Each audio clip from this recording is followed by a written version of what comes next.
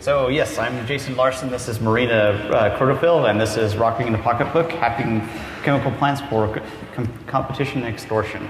So we're a friendly team of an academic and a hacker. And so if there's any doubt, then I'm the evil devil hacker, and she's the cute academic. So we're here to play Who Wants to Be a Millionaire. So we're all at DEF CON because we want to learn how to hack like in the movies. And if you're in Vegas, probably you want to be rich. And so this talk is about about giving you all the tools to get all rich and get all of the girls like in the movies.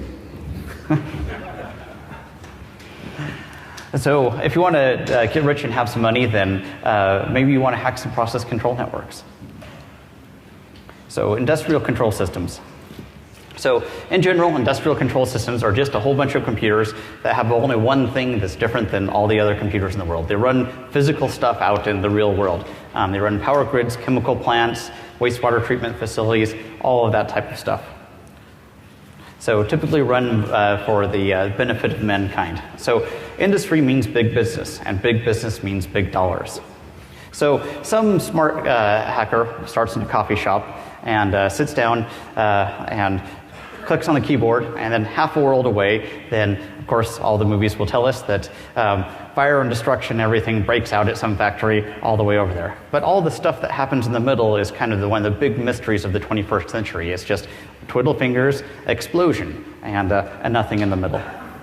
So the typical understanding of SCADA hacking is that after an attacker breaks into a process control network and gets control of it, there's this magic big red button, and you go mash the big red button, and whatever your thing is, it either saves the day and shuts down the process nicely, or hits the button and everything blows up. So in reality, the attacker actually has to build the big red button. There's not one there for him. And to start with, the attacker has to actually decide what exactly he wants to do to the process. So in general, like all attacks, or impacts on the process can be divided into three groups. So you can, for example, damage the equipment. You can go after the production. For example, you can either spoil the product, reduce the production rate. You can make production as such more expensive, so the product will be less competitive on the market. And these two groups of damage will never make the headlines because the companies do not need to report them, and they typically do not because it's bad for their reputation. So if you want really to shame the company and make it public, then you have to make the company non-compliant. The most damaging attack will be attack on the occupational and environmental safety because it can kill humans, it can damage the environment. Less damaging attack will be on the pollution. For example, if you contaminate the water or soil or exceed the, for example, heavy metals concentrations in the emissions. Or delay the production so they violate contractual agreements. And when the attacker decides okay, what exactly do I select out of this list? So he has to kind of follow some thinking process. So, for example, equipment damage is something that comes to the hacker mind first. The disadvantage is that it is irreversible. So you can't undo it later on. The other problem is that it is difficult to understand what is the collateral damage. So if something explodes and human in the vicinity, then it kills a human, and this attack transfers into the compliance violation. The advantage of the compliance violations attack is that all of those regulations and limits and everything, it's online. So it's public information, it's easily available. Again, the problem is that the collateral damage is unclear because, for example, if you contaminate the water, you may kill the fish.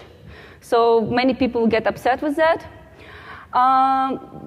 This type of attack must be reported. So it might be what you want, but if you are not unclear how well you hid your traces, you might not want to do, it may be a problem for you because the serious guys will be investigating the case.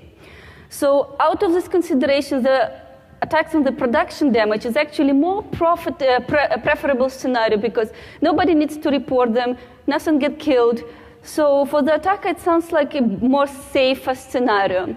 And this is actually will be the scenario which we will be considering in this talk. So we will illustrate the attack from beginning to end, how we will cause persistent economic damage on the plant, to the plant. And the keyword here is persistent. So you won't make it hurting for a long time. That means that you have to make sure that the attack will not be attributed to a cyber event and not will be eradicated. So this scenario will be useful, for example, for the extortion attack, or if you want to kick out the competitor out of the business. In any case, you can earn money. So, okay, so process control. We're going to go over a little bit of process control basics. This is a 101 track for anybody that doesn't understand process control terribly well. So the basic of process control is a control loop. So if you go and look at your typical thermostat, we have a nice cute thermostat, a Nest here. I actually have one in my house, but I haven't gotten around to hacking it yet. So on the thermostat, you've got a sensing element that measures the temperature, and then you have a set point. So whatever temperature you set it to, you say, I want my house to be set to 72 degrees and keep it at 72 degrees. And so we do this because in the 21st century, nobody likes to run up and down and manually kick the furnace on every time they want it a little bit hotter and then run back up and kick it off every time they want it a little bit colder.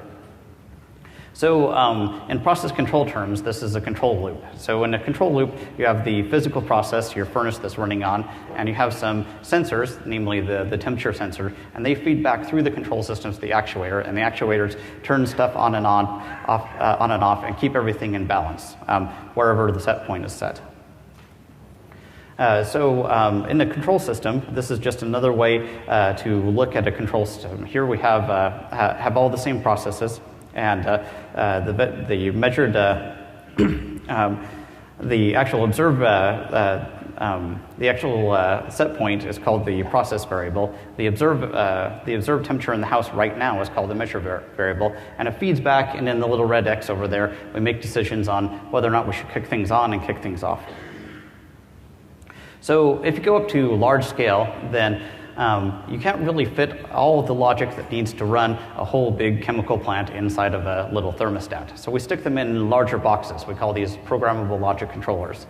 And so they're just large specialized computers that sit there and run a whole bunch of logic that keeps your plant humming along smoothly. So in general, the internals of a PLC, you have a whole bunch of sensors that are plugged into it, and one time per scan cycle, it takes all the readings from all those sensors and copies it into the input memory. Then it runs a whole bunch of logic based on that, and then produces a bunch of outputs, and those outputs then are turned around and run all of the actuators in it. So the PLC is really the brains of the control that are running it. So most PLCs are still programmed graphically. This comes back from the day when everybody still ran processes from pegboards. You would actually have your input, plug it in the plug, run over there, stick it in an AND block, take it to the output, and twiggle it around. And so we did that graphically, and it's still programmed that way.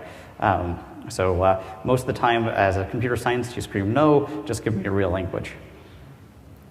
So the most common control algorithm that's out there is PID, proportional, integral, and derivative. And this is just a complex set of equations that run to try and keep the process within certain limits. So outside the PLC, you have all the PLC and the wires running all out into plants. So those are usually cabled up and run into big wiring closets. And these are mostly analog things. So they do 4 to 20 milliamps, 0 to 10 volts, etc. So this is usually not IP-based technology. So even though the PLC has all this logic and everything the engineer can throw into it, then we still need humans. So a good friend of mine that works in nuclear says that any chemical plant you build, when you first kick it on, is at an imminent state of failure, and it stays that way forever. And so things go wrong all the time in plants. So anybody that's ever worked in it knows that it doesn't just hum along batch after batch like a computer program. And so the operator has to sit there and see all the alarms coming over there and figure out what to do with the alarms and shut things down and generally keep things in control. So specifically for this talk, it is extremely important to understand what is the difference between IT hacking and OT hacking, because what we are going to do here, it's not IT hacking, it's OT hacking, operational technologies. So to explain the thing, so this is the scenario of the Stuxnet. So you see the centrifuge at the end. So there is a sysadmin who has figured that all out for you. There are linkage of the data between cyber assets. There are workflows. And then we have the infected PLC, which prevents the operator from observing the real state of the process. So the centrifuges were breaking, the operator was not aware about that. So after the attack was discovered, the next admin will start figuring out how did it happen, what interrupted the flow. Was it data integrity? Was it DOS? What kind of integrity? Was it packet injection? None of that has any sense to the operator. He does not give a shit. Only what he says is like, I am not controlling the process. And this is what is important to understand, that in OT security, the security properties which you need to observe are observability and controllability. You need to be able to observe or measure the process in order to be able to control it. If you're not measuring, if you are not observing the process, you're not controlling it. So you're not having your process. This is yours. An attacker that wants to do something beyond simple mayhem will want to reliably control the process. So if you run over there and you hack into a process and you say, like, ooh, there's a burner. There's a burner underneath this tank. I'll just crank up the burner and crank it all the way up and bad things will happen. Well, this isn't actually what happens. So usually what you're going to do is just exercise the shutdown logic of the process. Once you hook everything in the process together, they're actually related in a physics relationship. So if you crank up the temperature, you're also going to change the pressure and the flows and everything else that's going to happen downstream.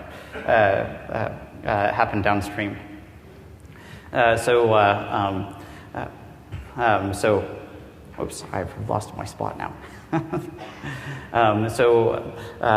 In order to actually attack the process, you need to remain in control of the process. And you need to work in terms of control theory and not in terms of hacker foo like SQL injections, cross-site scripting, and ROP. Yeah, so when the attack transforms in the OT domain, the attacker and the operator, they competing for the controls over the process. An attacker wants to win. So the security properties in the IT domain are actually controllability, observability, and operability. And operability here states something like we will say availability, which describes the state of the process. So just to remember, CIA is it for information security, CO2 for the process control security. And I know that the guys who grew up with the CIA state of mind, they will hate it, but just shake it off.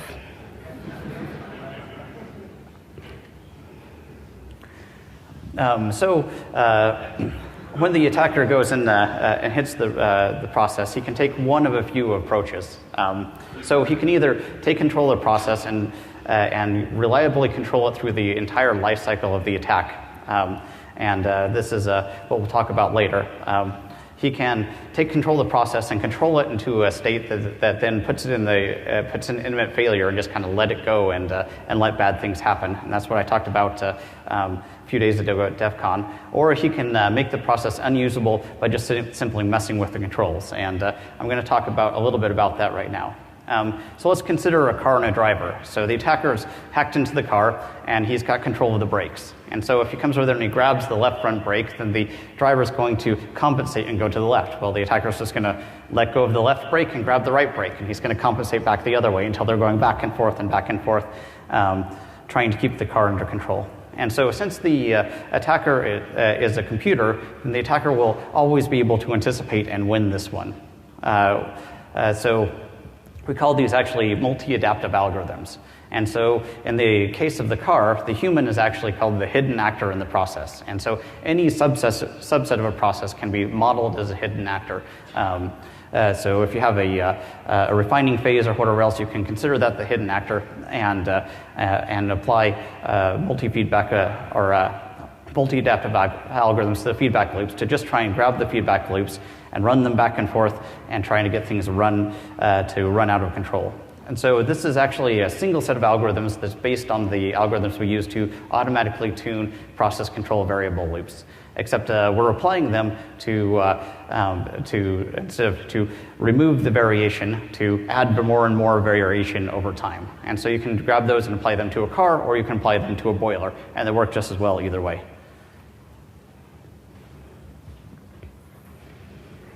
All right, so we are ready to start. So whenever you want, like, before you even start hacking something, you need something like a playground. You need to learn, like, the object. How do I hack that object? And also you need something where you can test your attack. So it's actually really possible to buy a chemical plant. Note down the link. The problem is that plants are extremely expensive.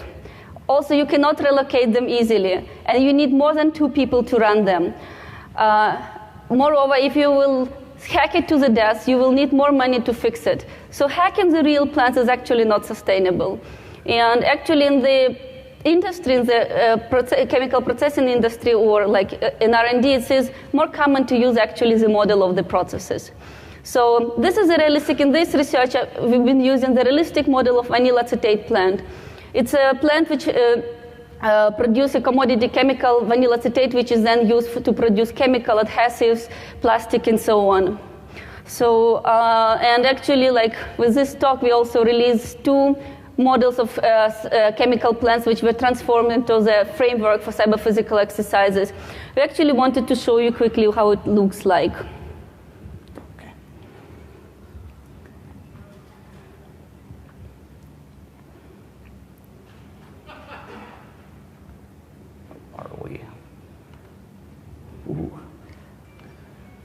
Oh, we are good. So this is a MATLAB, and this is how much far we can get to the open source. So modeling is extremely expensive. All processing industry model their processes, but it's a proprietary information. Yeah. So.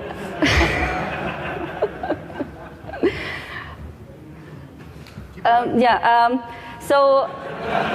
Oh no.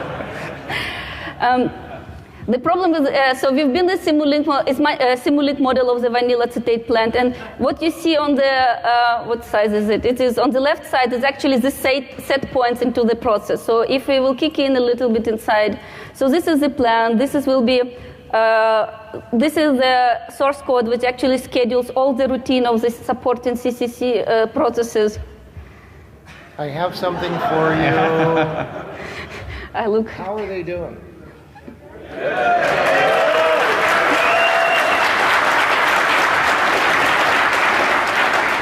As you all know, it is not easy to get accepted as speakers at DEF CON, and you two have accomplished this. Congratulations, and thank all of you for staying, late and seeing them. So give yourselves a round of applause. Thank you. You all know the drill. Here's the DEF CON.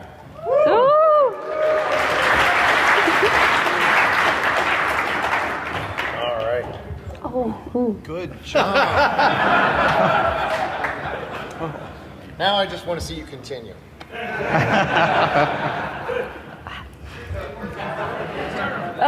Yeah. So, for example, the advantage of the Simulink models is they're easy to understand, and it's extremely easy to add attacks with just few mouse clicks. So, for example, if I go here we integrated the blocks where we can, for example, model different attacks on the controller signals. And here the different parameters, we can select the different attacks and so on. And here, if we will go one layer inside, this is the controller which handles, like, if you can see, this is the attack values, and here's fake signals and so on. Just to give you a feeling like what we've been working in, and we've built all of this. So if you will go one layer here, so this is the entire control structure of the plant with all of the controllers, transmitters are sensors.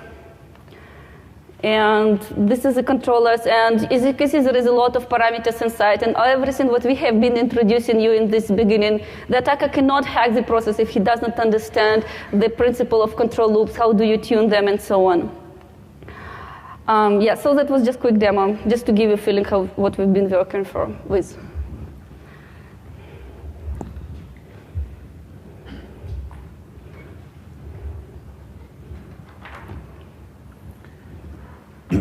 Okay, the stages of cyber-physical attacks. So just like a buffer overflow needs shellcode, then when you're attacking a process, you need a final payload that you deliver to the process. And this carries a set of instructions that are going to be carried out on the target process. And final payloads are always bespoke. You can't take the final payload for one vinyl acetate plant and then play it on another vinyl acetate plant. But in general, attackers go through several stages of hacking. And so an attacker that's remotely attacking a process isn't immediately gifted with complete knowledge of process and all the things he has to manipulate before he gets to deliver this final payload to the process. In general, you run through the attacks in stages, but your knowledge is never complete. So once you first get into a process, you have the fog of war. You don't know anything about it, and then you start figuring out stuff, and you move through the stages of them, and then you have to circle back and say like, oh well, I need to know more about the process before I can start controlling the process, and continue on from there.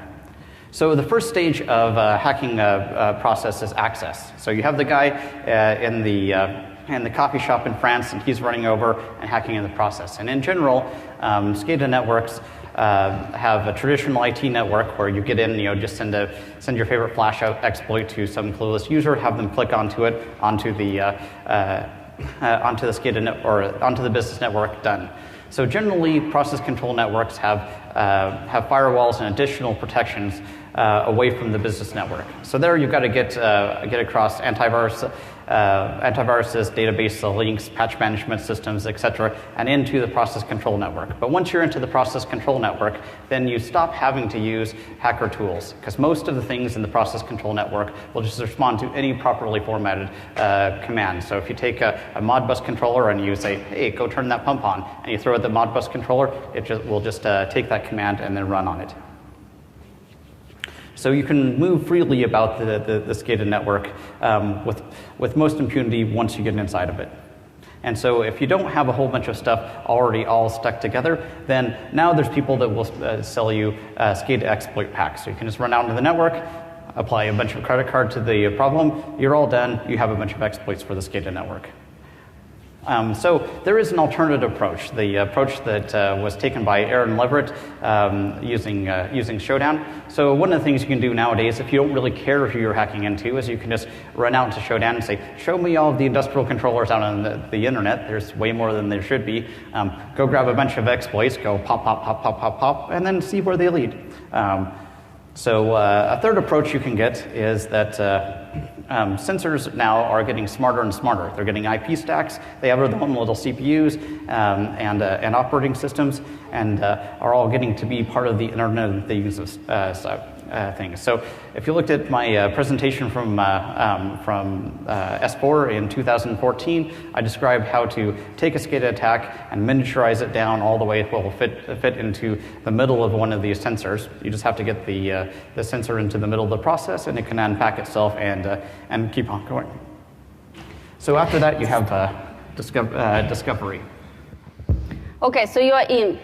So how much do you know about the plant? Okay, well, I am in some plant.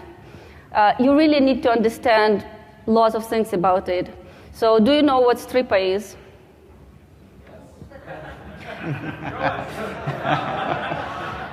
No. It's not exotic dancer.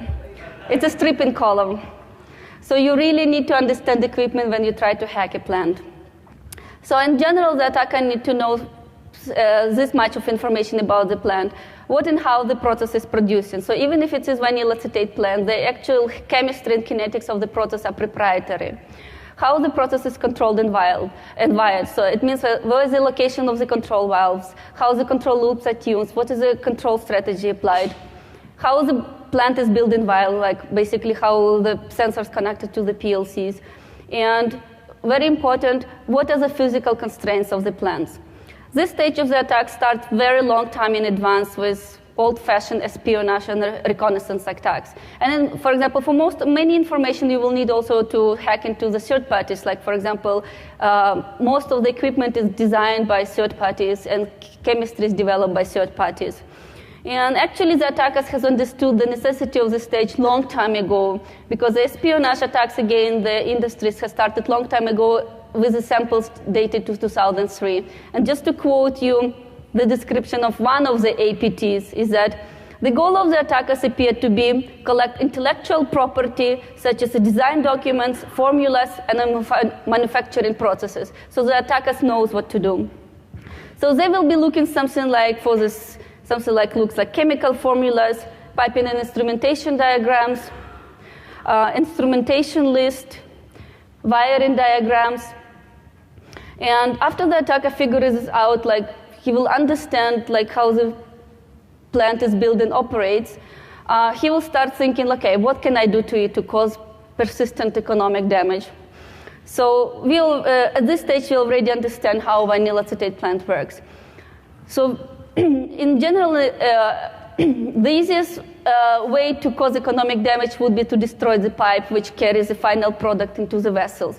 That is easy, works, but easily detectable, easily fixable, so it's not persistent. The rest of the plant can be divided into two parts, reactions and refinement. Refinement is a large part of the process. It's just approximately 1 kilometer long. So the attacker has a lot of opportunities to mess up with the things, but the operator also has a lot of opportunities to notice and to correct things. Moreover, you can always recycle product back and to try to refine it again.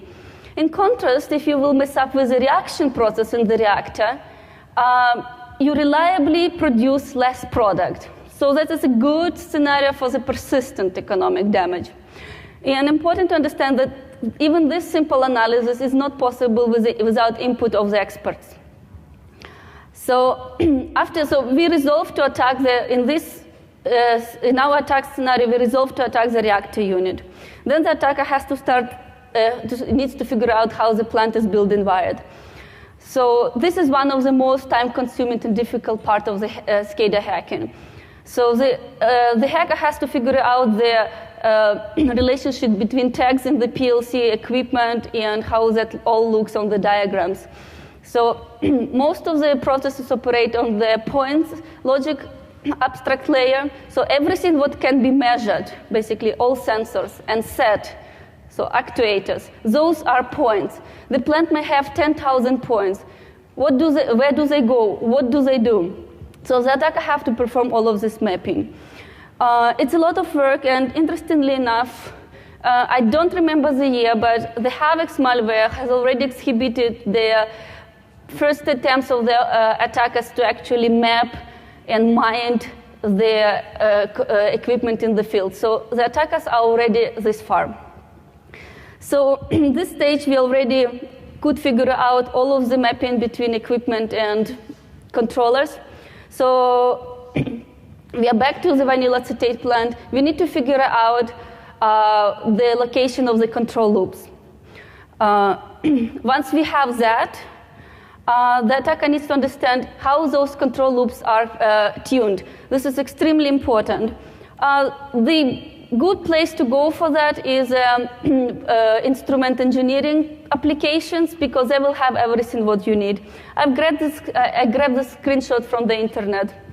So, for example, you will be looking for something like, well, that is a pressure transmitter, and it serves the reactor control loop. We have here, will be the tag. The next we have, it's actually a Kogawa. There is also a model number of the equipment. There are all the parameters, how the instrument is scaled and how it is used within the process. And what is also very interesting, we also have a user who is allowed to modify this equipment. So we now know which account details we need to obtain. So with what else the attacker needs to do is flows. In chemical plants, the things do not nicely flow from left to right. They flow all kinds of direction. So, for example, in our case, in vanilla acetate, so acetic acid flows from tank to the reactor section and to the refinement section. It's too bad for us because we will need to operate the valve, and that means that we will have to also watch the process in the refinement section. We would not want to do that because we need to invade more devices, but well. So this is the attacker will find this information on the flow diagrams. So at this stage, we already know everything about the control configuration and location of the control valves. So in the context of the MATLAB model, the controllers are called as variables X and V. So because we later will be using it on one table. What is very difficult to understand for the IT hackers is that obtaining control is not being in control. So first of all, the obtained control might not be useful to attack goal, and secondly, the attacker might not be able to control obtained control. And what does it mean? With that, we go into the control stage of the attack. So till now, the attacker was discovering the static information of the process. But physical processes have their dynamic, so they change over the time. And if you apply any input to it, it will change. So the attacker needs to understand how much he can control the process. What is his how much he can control the process. So, as I mentioned earlier, once you hook all the stuff together into a process, they're related to each other with the physics of the process. So, if we adjust a valve over here, then what happens to everything else downstream? So, adjusting the temperature can also adjust the pressure in the flow, and all the downstream effects need to be taken into account. And so, one of the things we need to understand is how much of the process can we change before all the alarms and automatic shutdown routines kick in and start shutting down the process. That's what. So this is the example. So to illustrate you that concept. So in the red square, you have the plot. So I just adjusted some valve. I just changed something. As you can see, everything downstream has changed, and it changed in different scales. The response has different shape. And what is more interesting, for example, in one case, something goes up and something goes down. The responses of the process to the manipulations cannot be predicted by the attacker. And this is what he needs to figure out.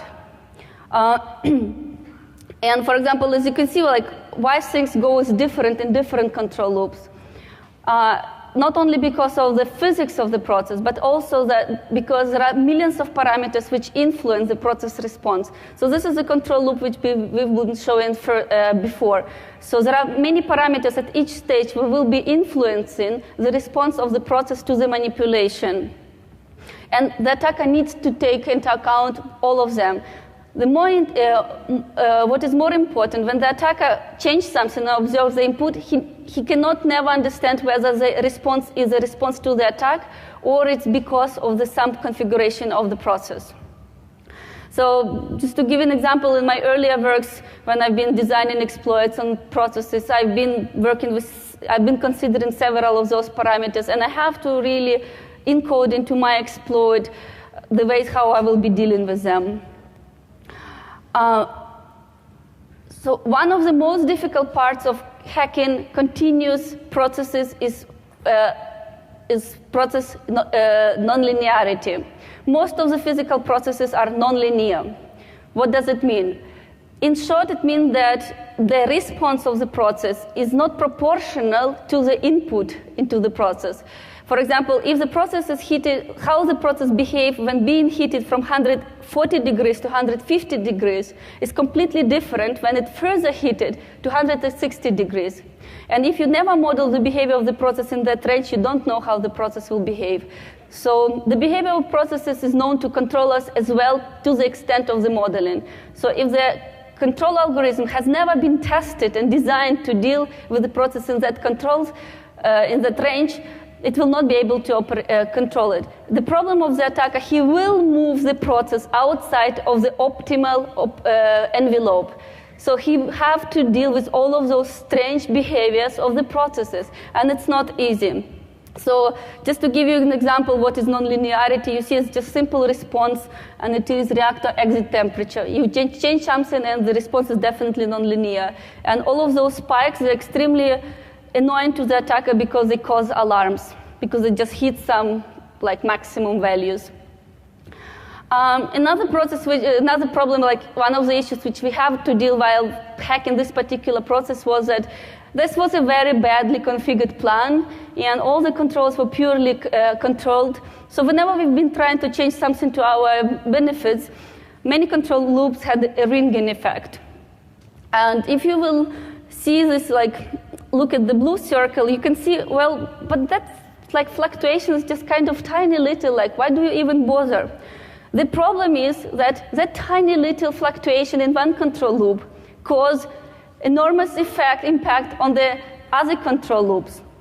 So, and unfortunately, most of the control loops were causing alarms, so we could not really stay like under the radar because we did not want to cause any alarms. So it took us around a couple of weeks to find the way how to deal with that. So in general, we applied two types of attacks. Step attacks and periodic attacks. Step attacks is when you bring the process to some state and leave it there. And periodic attacks, when you attack the process, let it recover, attack the process again, let it recover, and so on. So we have to test all of those control loops which we've identified in the reactor section. We've tested them for multiple of parameters, and actually at the end, this was our mental model of the dynamic behavior of the process. Although I do want to know whether you measured yourself at 5'3" with or without your high heels on.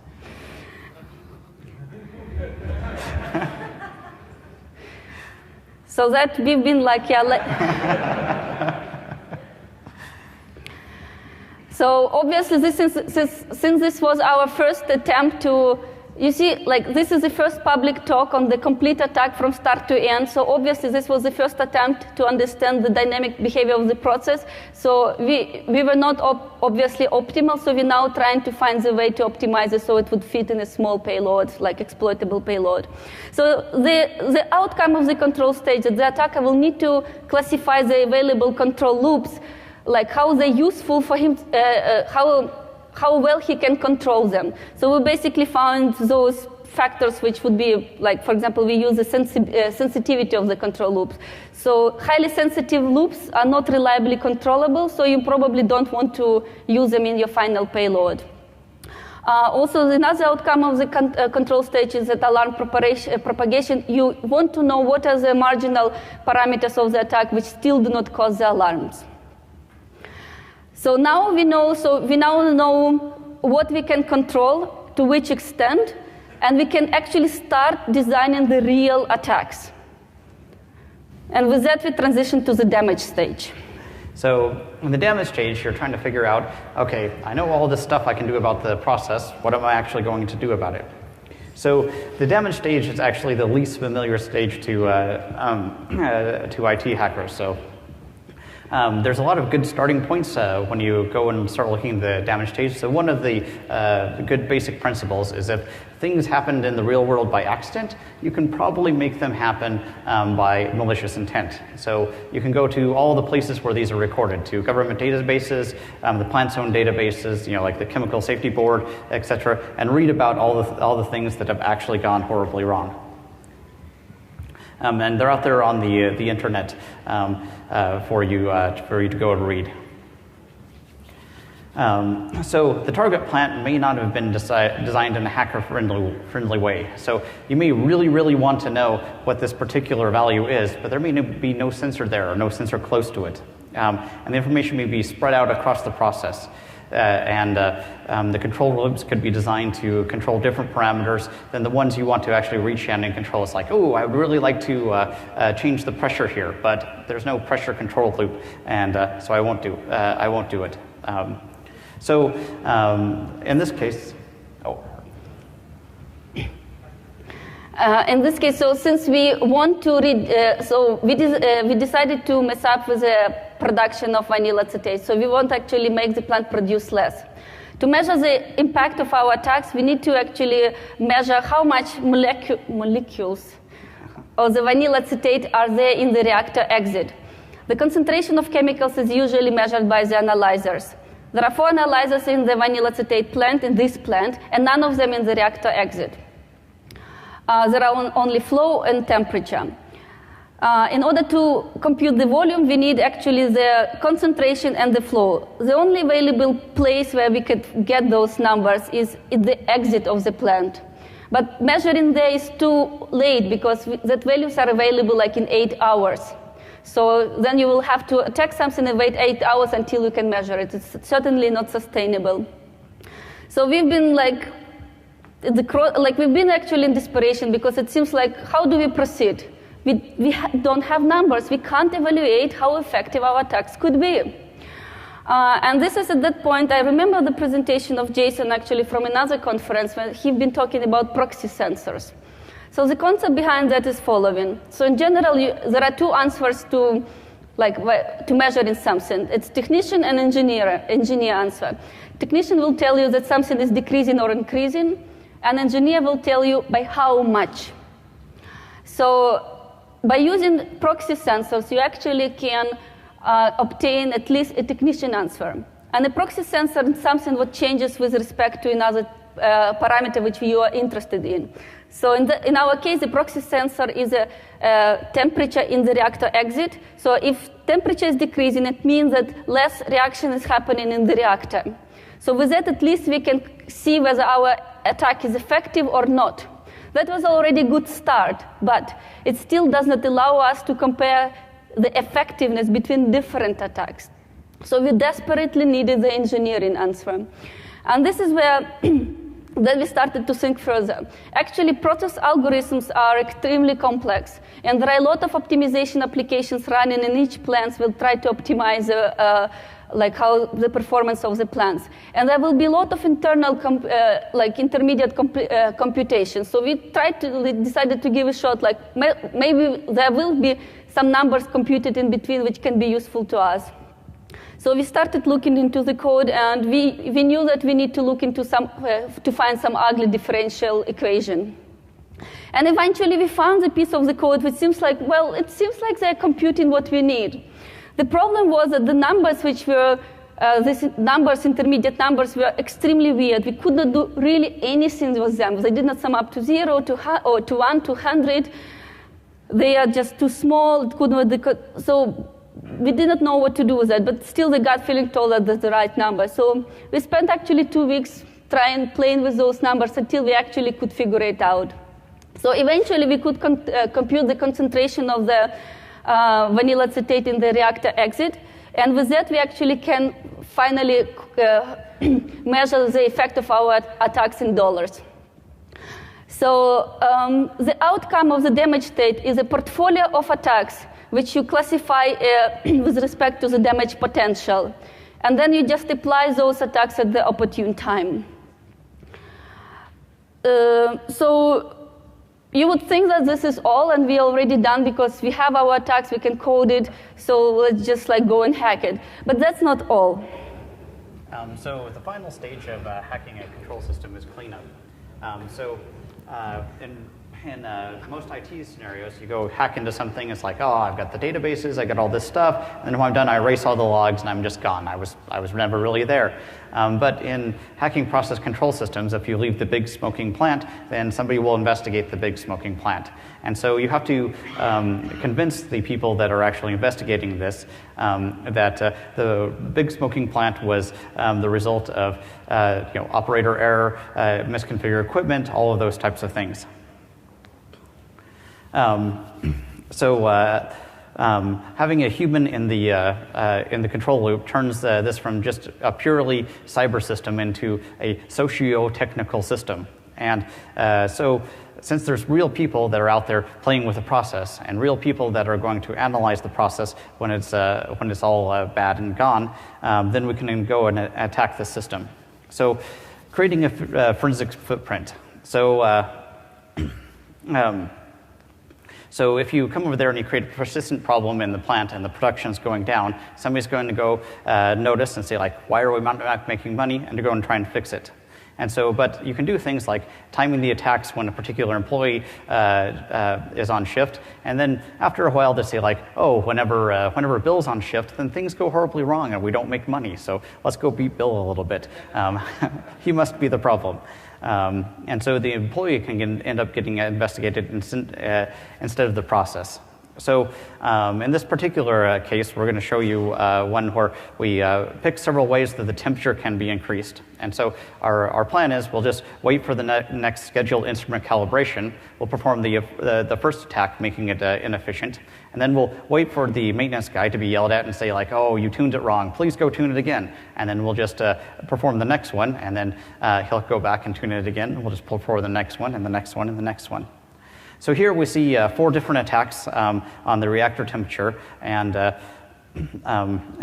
results, and you can see they're very different. So if the lines in there and the changes are timed with the recalibrations, then it really just looks like the guy's messing up and not getting the calibrations right. So if eventually they will start thinking, okay, probably the reactor is not performing well, they will call actually chemical forensics guys to investigate.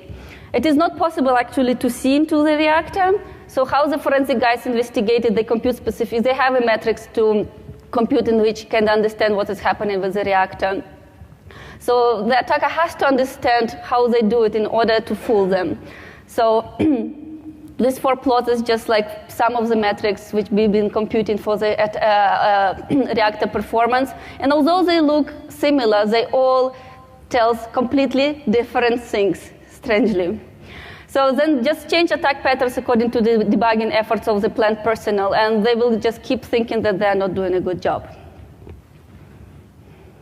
So in general, we go through all of the stages and we plan all this stuff out, some of which can be totally offline and some of which is interactive with the process. But we take all this stuff and we wrap it up into what we call the final payload. And that's what we're going to stick inside of our attack and send into the process. And so then if all things go well, then our attack works and we make lots of money and everybody is happy. Well, I guess everybody on the attacker side is happy.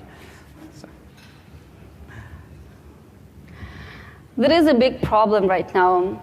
So, like, the plants really go through tremendous modernization. So most of these really old sensors are now substituted with a smart sensor which speaks IP, and they're now part of the Internet of Things. So the plants are now connected to the Internet, and the Internet can now talk to the plants. So the attackers are already in the plants. And although, like, the argument, like, why we cannot improve the state of the security of the industrial control system is that, like, well, we don't see many of those attacks. The problem of that according to the recent laws, all of those accidents are not available, like, they're classified information and they're not allowed to be public. But it does not mean that we have to lean on our chairs and do nothing. Cyber-physical exploitation can be actually studied, and we should do it. So, by understanding what the attacker needs to do and how, we can actually make exploitation harder, wait for the attacker where he has to go, and actually create really those network monitoring solution which works, because we know what to look for. And for that was for the defenders, but food for thought if you're an attacker. So most of the things when you actually get into breaking a process are about cost. And so one of the reasons that we study cyber-physical attack is because all the other people that are probably out making money right now are studying cyber-physical attack. And so for most attackers, then the cost of an attack can quickly exceed the cost of the damage or the cost of the benefit they get there. So if you actually make it harder and the attacker has to hack into a large number of devices or suppress a large number of alarms and spoof a large amount of data, his costs go way up and his testing goes way up and his chance of failure goes way up. And so each process is unique, but If we look at a wide range of scenarios, then we can start seeing all the patterns. On the other hand, the opposite is true too. As we figure out how to deal with all the uniquenesses in all of the processes, probably attackers are going to get better at their job too and figure out algorithms that can be applied a lot of different ways. And so SCADA payloads for something that looks like a Metasploit are probably only a matter of time. I guess in the end, if you want to be the evil James Bond villain and make millions of dollars, then and start building your evil lair, then hacking chemical and process control systems is probably not a bad place to start, but it is a very complex and it's a very challenging field of hacking. So anybody that wants to come and join us and study hacking processes and physical damage, then they should come and do so. There is a ICS village set up at the DEF CON, so just go and check more stuff there, and you can actually get some trainings there running right now as well. So with that, that's the end of our talk.